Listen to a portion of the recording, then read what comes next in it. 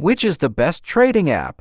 There is no definitive answer to which is the best trading app, as different apps may suit different types of traders and investors. However, some factors that you may want to consider when choosing a trading app are the fees and commissions charged by the app, the range and variety of assets and markets available to trade, the features and tools offered by the app, such as research, analysis, education, and alerts, the user interface and design of the app, and how easy it is to navigate and execute trades, the customer service and support provided by the app, and how responsive and helpful they are, the security and reliability of the app, and how well it protects your data and funds. Based on these criteria, some of the best trading apps for 2023 according to various online sources are: eToro is a social trading platform that allows you to copy the trades of other users, as well as trade stocks, ETFs, cryptocurrencies, commodities, and more. eToro offers zero commission trading for US stocks and has a user-friendly and intuitive app that lets you access a variety of features and tools.